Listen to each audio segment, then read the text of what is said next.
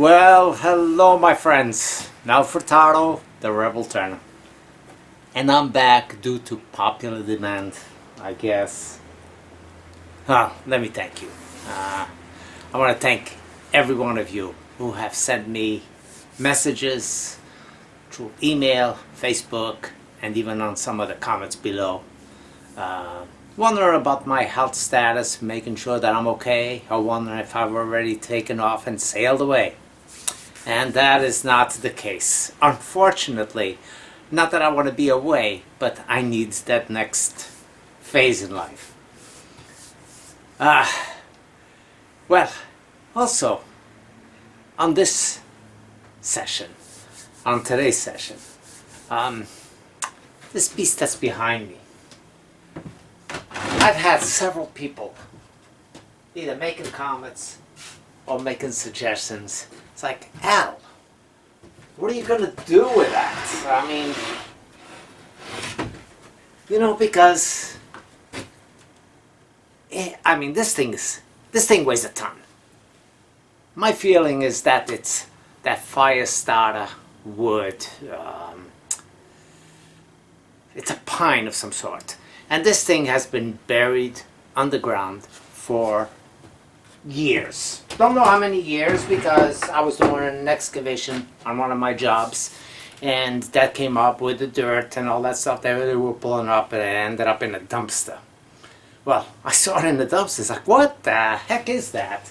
And I knew it was a piece of a root of some sort that definitely has been in the ground for many, many years. When I looked at it, it's like, oh my God, Mother Nature really does have a sense of humor. So anyway, when I saw this, it's like, wow, what type of wood is it and all that stuff.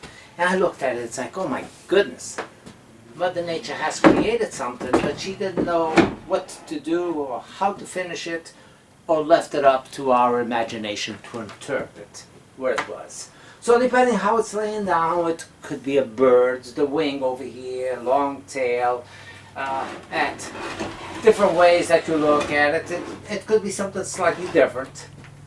But anyway, it's something that needs my attention to become something different. So yes, I'm gonna take it to the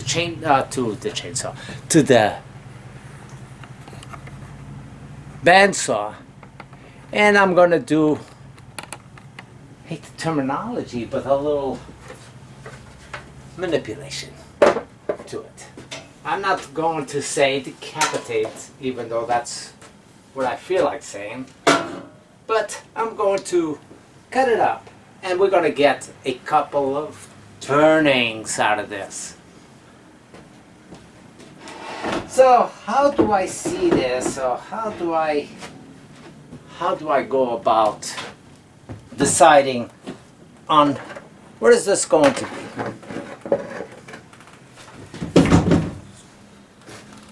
Alright, let's get over there and decide what is this going to be. As I said, it can look like a bird at times, and but a little abstract. There's a lot going on this. So I'm really not sure. Actually, on the way here, driving from work, I was thinking, okay, I'm going to cut off the head, and the head itself is going to become a nice shaped bowl. And I get over here, and as usual, I look at it and say, wait a minute, it's not exactly to the shape that I thought it was, and it might not work in that. Even though this part right over here, I can see it as a platter. I can do a nice platter and still maintain some of its natural form. Hopefully can capture some of this that's going on through the outside. And well, this section over here, I'm going to cut it down and see how it's going to develop.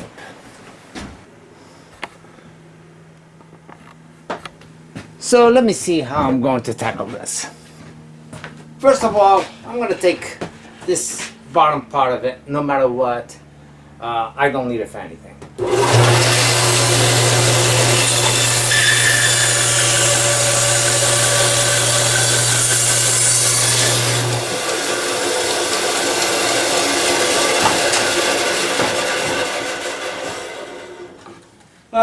so my feeling is correct. This is that fire starter wood, fat wood is also called. This another name for it. Can smell the turpentine that's extracted from this. And that's why it's a fire starter, because you can put a match to it and it will light up and will stay burning for a very, very long time.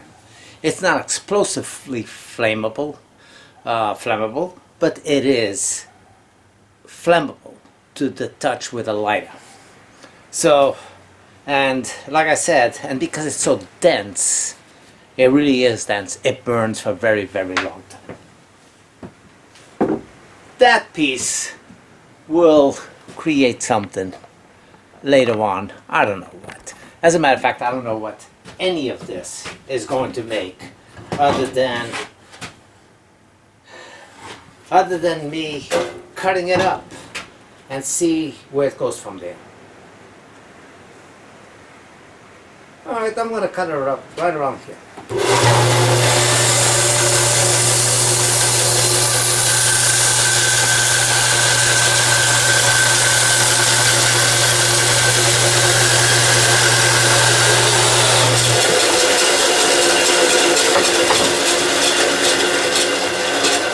It's amazing. I mean, this thing shines, as you can see, just with a saw cut. So, very, very dense wood. Well, it is no longer shaped in anything like what it was. And looking at this, I already can see, oh, Albert, yeah, I might have ruined the piece in some ways, because the angle that I cut this is not corresponding with this, and I could not see what the correct angle was until it's actually in my hand. So this is not going to be exactly what I thought I wanted it to be, and I'll tell you what I thought I wanted it to be. I thought I wanted it to be a hollow vessel, maintaining some of these high wings and hollow up on the inside, and possibly maintaining some of its integrity as to what I wanted it to be. But sometimes our plans are modified or changed based on what we got.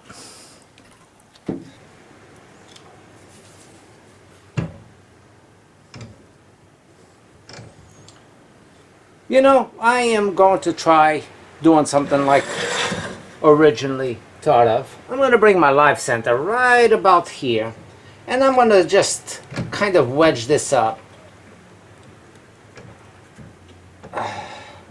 I'm going to put my spur drive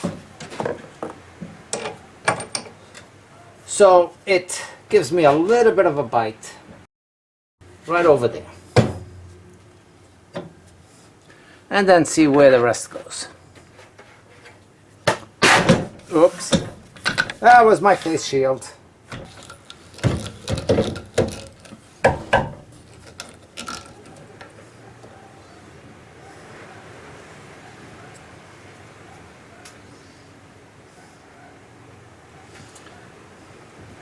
Well, anyway, the first thing I'm going to focus on is work on this bottom end over here and create a tenon over here. Actually, I can do a little bit better than this, because that's going to be all lost anyway.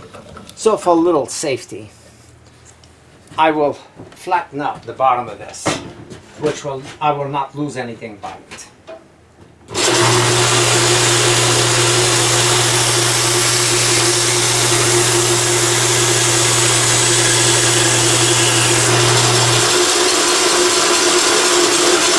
So by doing that, I have a little bit more of a grip on that, and I'll be able to focus a little bit better on actually what it's going to be.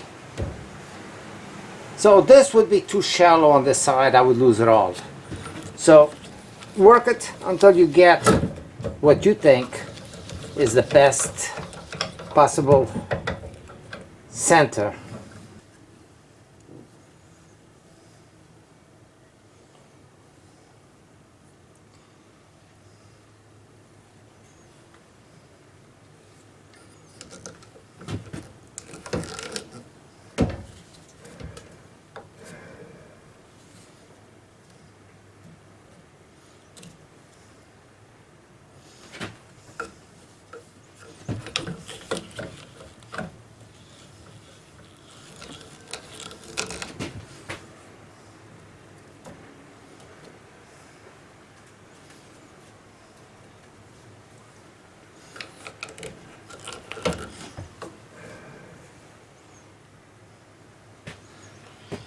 I'm going to run this fairly slow, and I'm going to start off with my Hurricane 5/8 bowl gouge.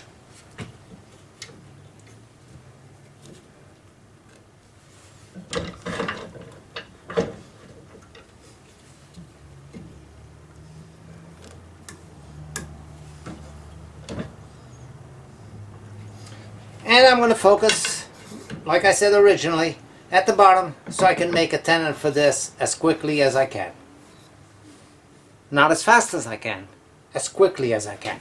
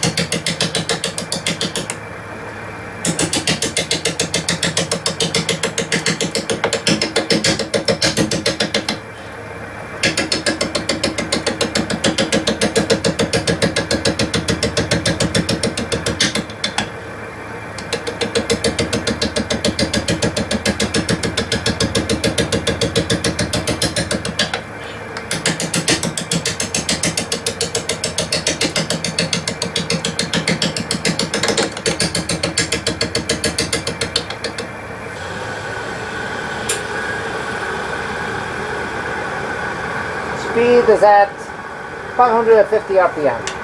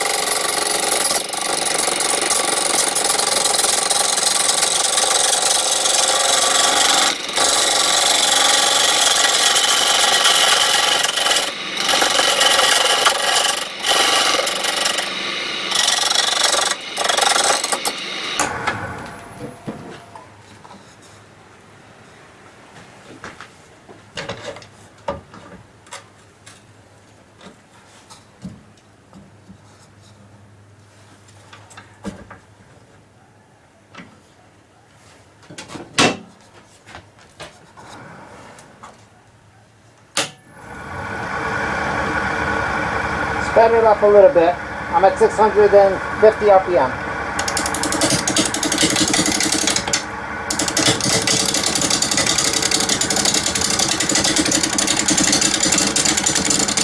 And standing out of the way.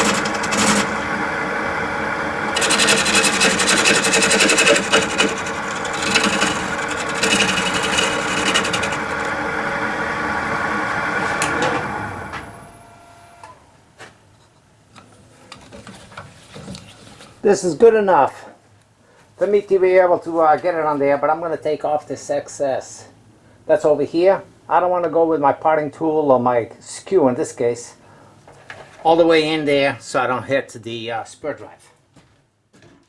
And it doesn't matter if it's a little bit skewed. It doesn't matter. All I wanted is for this, which is the gripping point, to fit inside my jaws.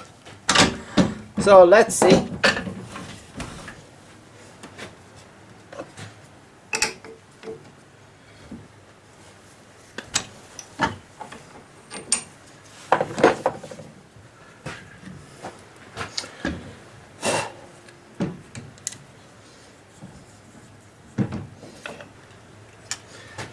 Now I can work on this a little bit better, a little safer, but still gonna put my live center in there, my headstock, or tailstock, I'm sorry, tailstock in there as long as I can.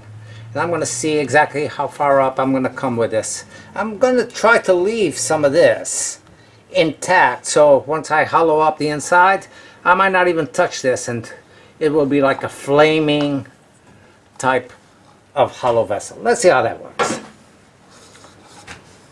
Speed is going to go about 1,000 RPM now.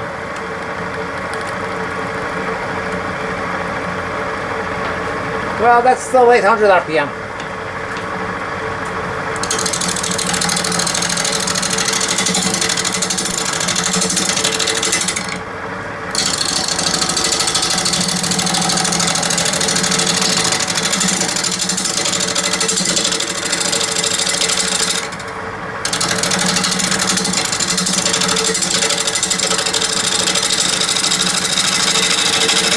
I always try to leave a little elements of nature in my pieces.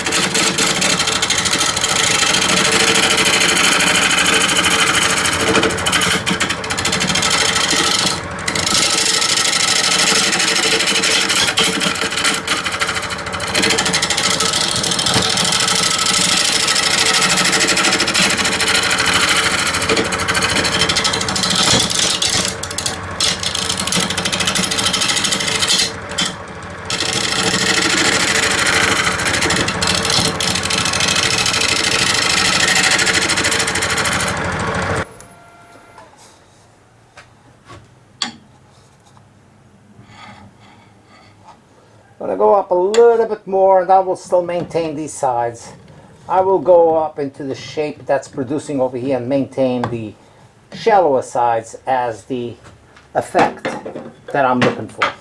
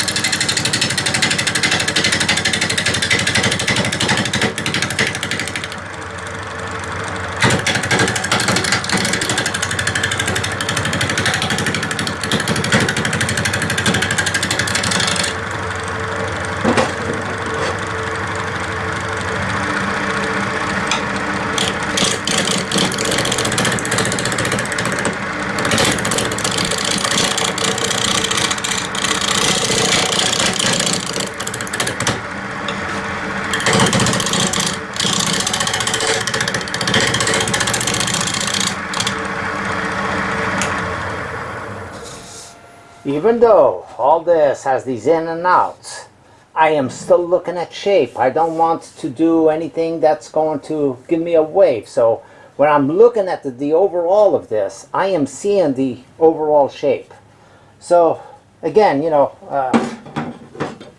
being very careful when going in here because the hit and miss, so I don't cave it in. Now these cuts need no sanding, but up here where I was scraping, they're rough.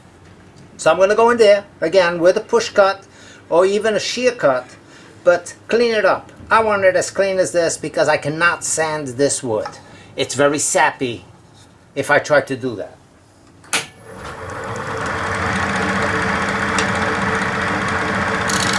Ride the bevel.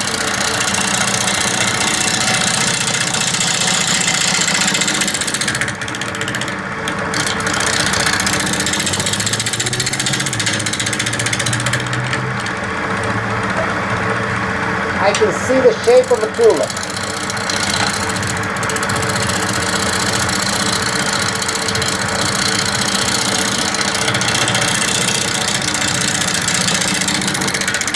And it's bouncing because of the hit and miss.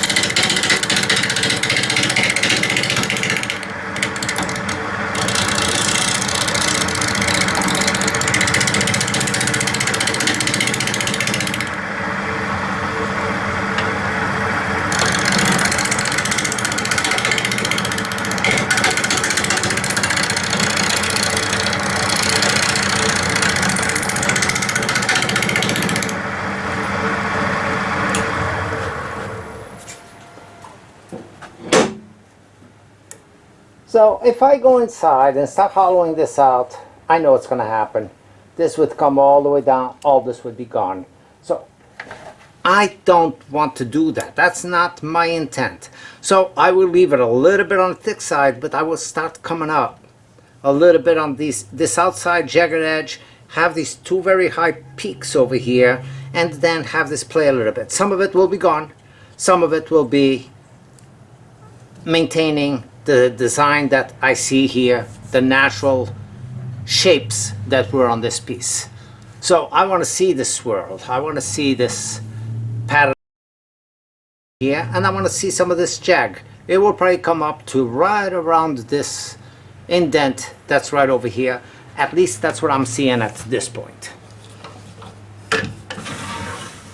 It's time to go from the outside and very carefully see what I can do to start digging this up. And that's the tricky part right now, is not have this fly off because my life center can no longer be in here.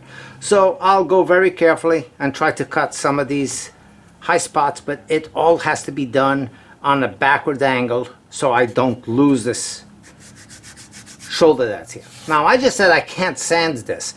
I can do a little bit of sanding, and there's a couple of tricks that you can do to also help you on that. If you wet this down or if you seal it prior, you can do a little bit. But I will get rid of these two little lines that I see here. Probably, let me see if I can do it one more time with a cut, but from the front end. See if I can clean it up. But if I can't, I can always sand this down with it stopped and focus just on this area and get rid of that. So let me see how I do on this.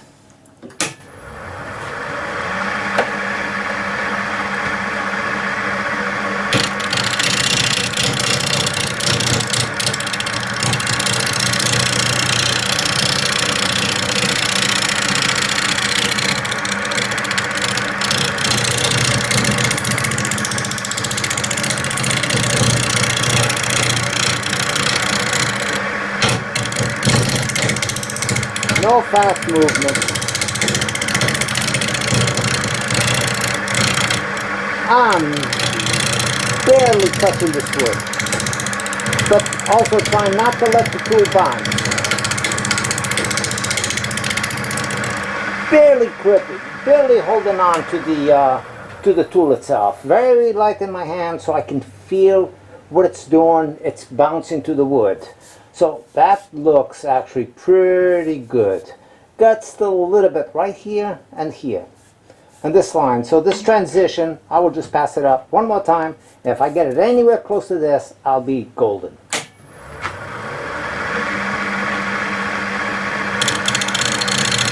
And I actually can see it, the line where that is.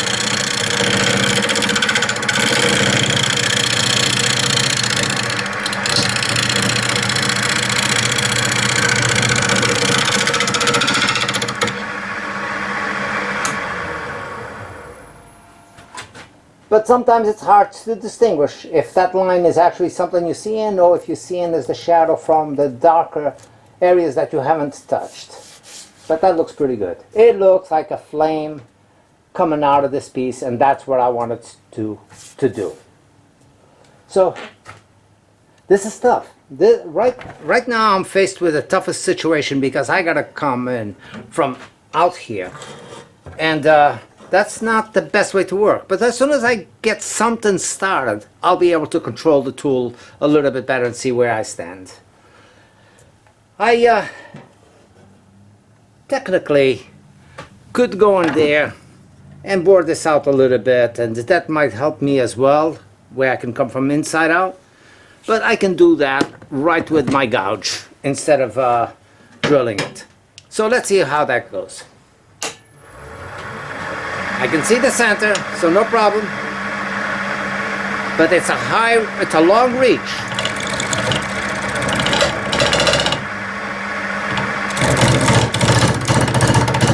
As you can see.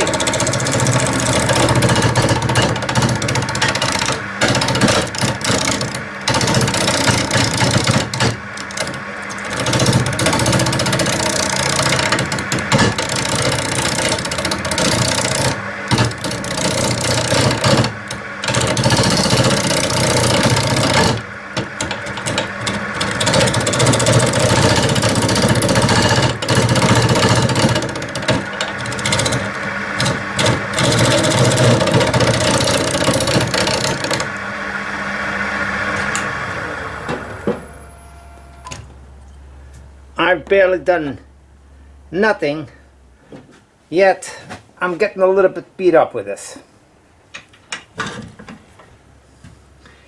Like I said, it's a long reach.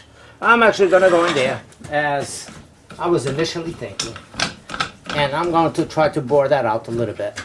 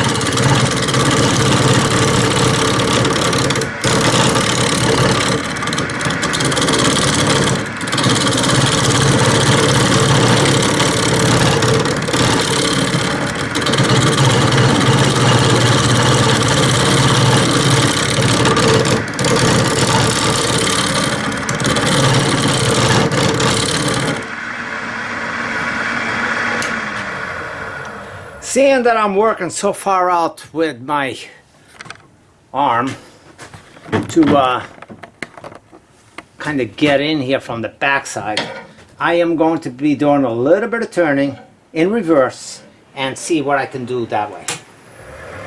And some of you will know that I do a lot of that.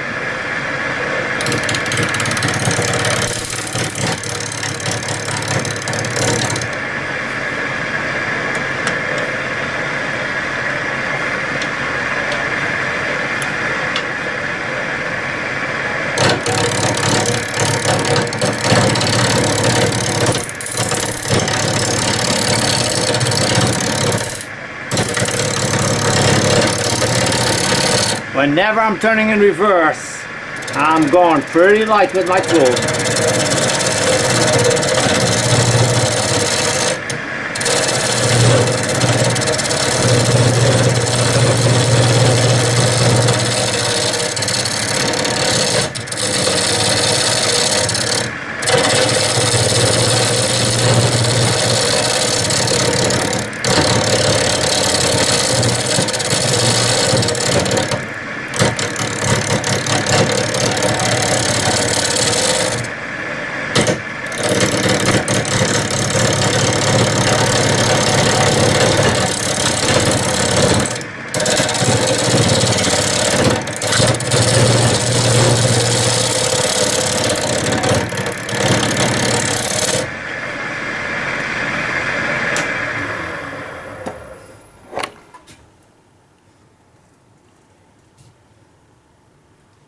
I gotta get to the tip a little bit more, and I'll take a little bit off on this one as well.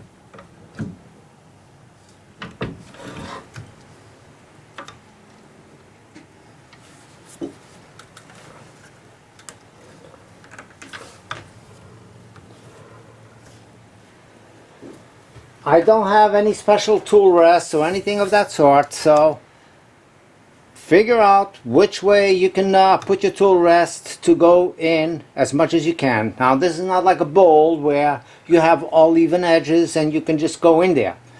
I have all these to contend with, so make sure that you're nice and locked up. It's not going to shift on you, and see if you can go in there and hollow it out a little bit. A little bit at a time. Now,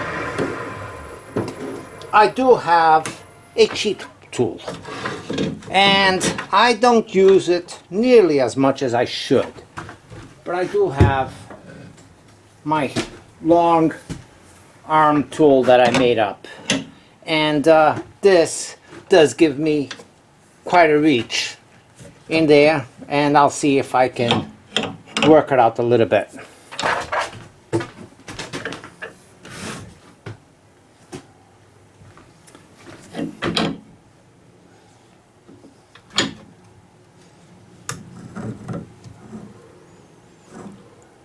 I'm going to see if this works for me for a little bit, and if it does, that will be great. These have to be somewhat pretty close to center when you're using something like this.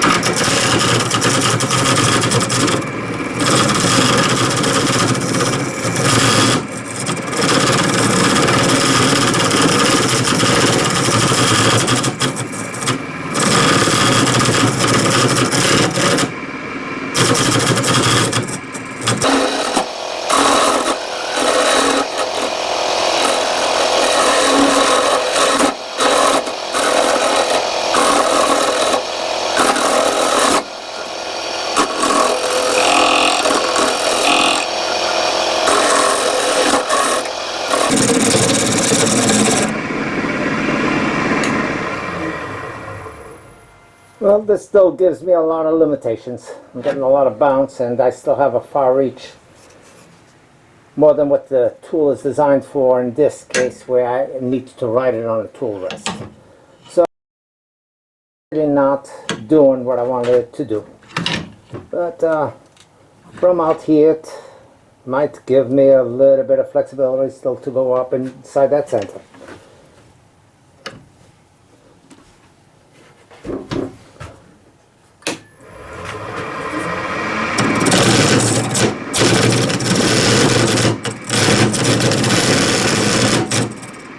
Not ideal. Not ideal. I'm getting a little bit too much of a back bouncing on the tool itself. So I will try again, and I'll try my Carlin Sun. See how I do with this. Way inside there. You know me, I don't particularly care for saying any specific tool is better than others, but there are occasions that you do require maybe something a little bit heavier duty than what you're normally using. So again, it's not to say that you need to go out and buy something different right away, but you might want to consider, if you ever see it, a good special or something like that on a specific tool that you've had your eye on. And being Christmas time, maybe you've been nice, or you need to be nice to yourself and buy yourself something. This tool has not seen the sharpening stone in months, so I'm going to give it a quick sharpening, same as I always do, my 2 inches offset, and just go back and forth.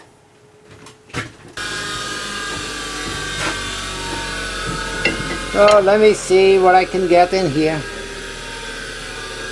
Make sure I don't hit any of my wings.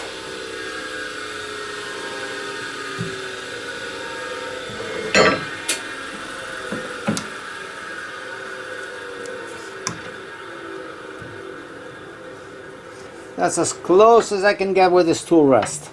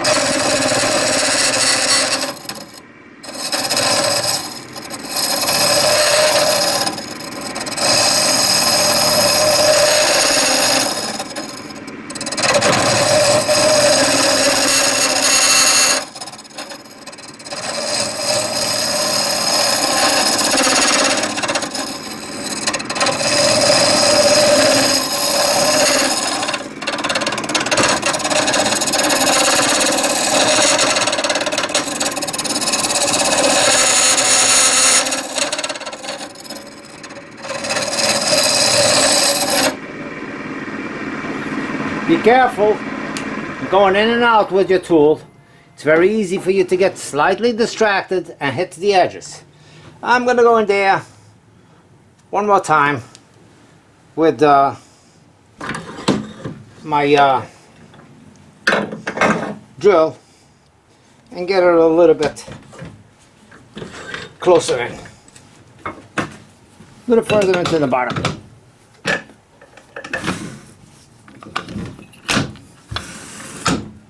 I got a little bit of room. I can go in.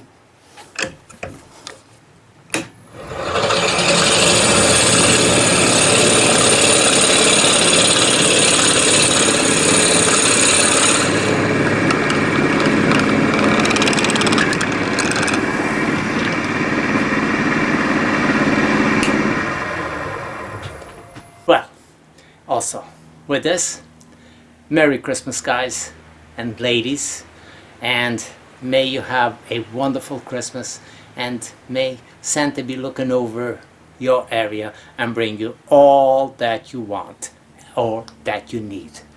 Distinguish those two, because some of the things that we want are not necessarily things that we need. So hopefully the needs get filled before the wants. Take care. We'll see you again, hopefully before the New Year's.